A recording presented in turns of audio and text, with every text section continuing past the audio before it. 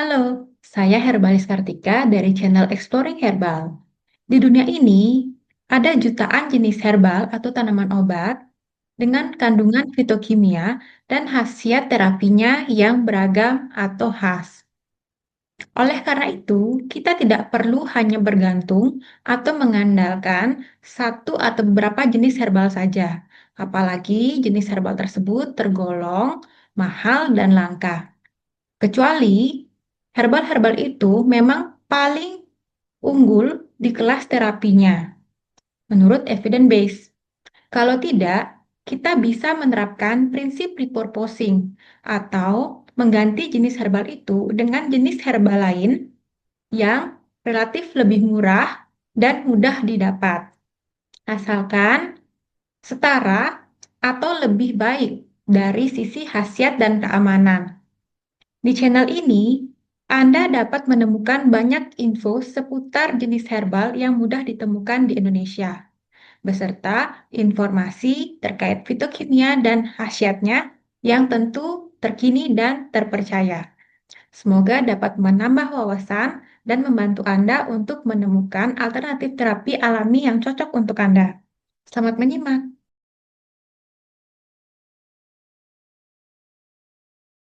Oke, selamat datang di ulasan kita kali ini. Pernah nggak sih kalian mikir kalau lauk yang biasa kita makan sehari-hari ternyata punya rahasia medis yang luar biasa? Nah, hari ini kita bakal ngebedah sebuah tinjauan sistematis yang keren banget. Studi ini tuh kayak ngegabungin tradisi kuno yang udah ada berabad-abad sama sains medis modern. Kita bakal ngomongin soal ikan gabus dan gimana dia bisa bantu penyembuhan di tingkat sel. Yuk, langsung aja. Coba kita mulai dengan satu pertanyaan yang lumayan bikin penasaran nih.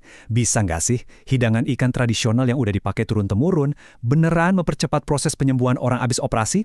Pertanyaan simpel ini nih yang akhirnya bikin para ilmuwan mutusin buat bawa resep lokal ini ke lab dan diteliti pakai mikroskop. Kita masuk ke bagian pertama nih, ikan penyembuh tradisional, dari cerita rakyat sampai ke farmasi. Nah, coba perhatiin betapa populernya ikan ini di Indonesia. Namanya itu macam-macam banget, tergantung daerah kalian. Ada yang manggilnya kutuk di Jawa, haruan di Kalimantan, sampai ikan gastor di Papua. Banyaknya nama lokal ini jadi bukti kalau ikan gabus itu punya akar budaya yang dalam banget. Jadi ini bukan cuma sekedar tren kesehatan sesaat ya, tapi beneran kearifan lokal yang udah teruji waktu di negara kita. Jadi gini, udah dari dulu banget, pasien yang baru selesai operasi atau ibu-ibu yang baru aja melahirkan disuruh makan ikan ini buat bantu pemulihan dan ngurangin rasa sakit. Tapi ya, di dunia medis modern, cerita dari mulut ke mulut tuh nggak cukup. Para ilmuwan harus tahu pasti, apa sih yang sebenarnya terjadi di dalam tubuh kita saat kita makan ikan ini, senyawa apa yang sebenarnya lagi kerja keras di situ.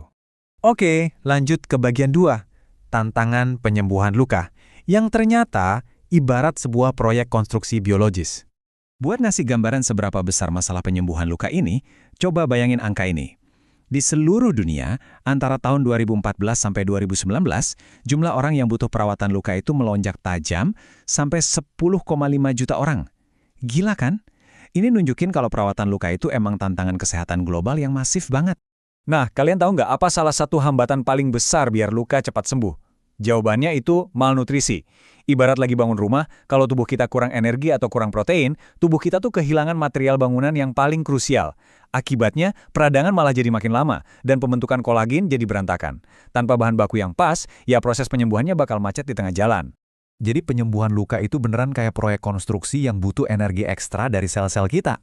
Tubuh kita tuh harus ngelewatin 4 fase ini dengan mulus.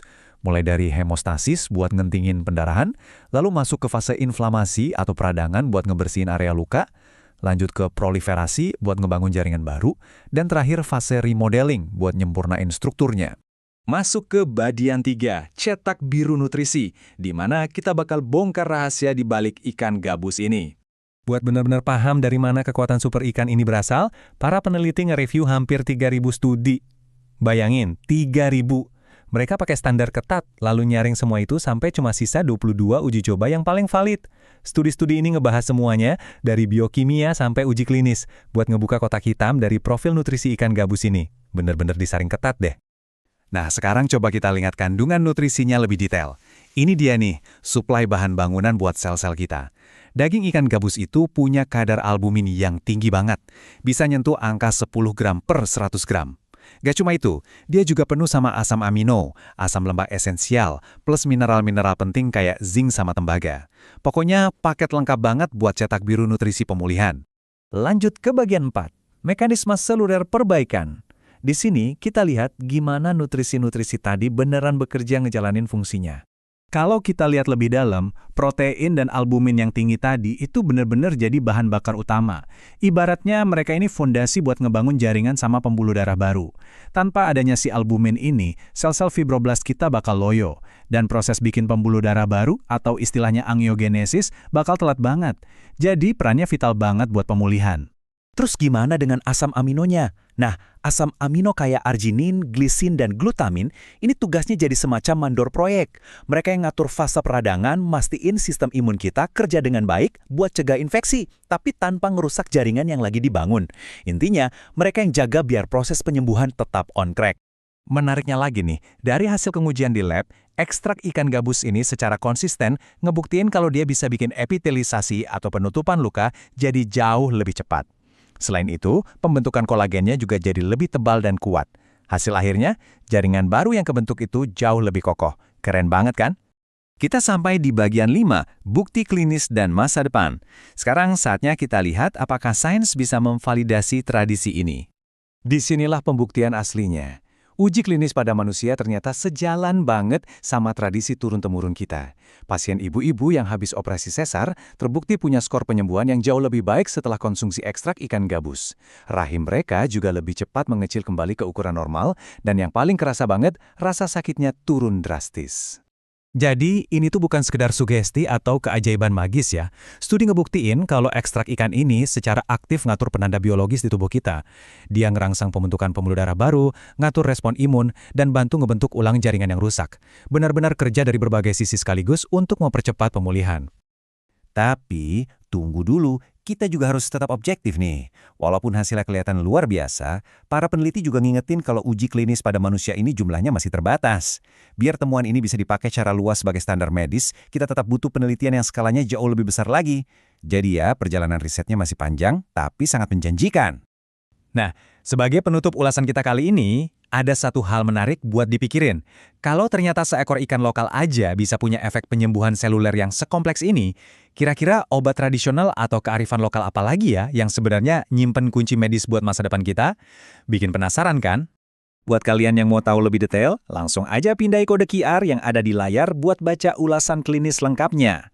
Teruslah membaca, terus eksplorasi informasi baru, dan jangan pernah berhenti buat penasaran. Sampai ketemu di ulasan seru kita selanjutnya.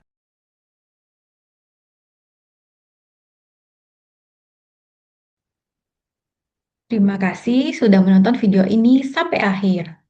Kalau channel ini bermanfaat untuk Anda, jangan lupa klik like dan subscribe, serta aktifkan lonceng notifikasi. Anda juga dapat memberikan saran untuk konten video-video berikutnya di channel ini melalui kolom komentar. Sampai jumpa di video berikutnya.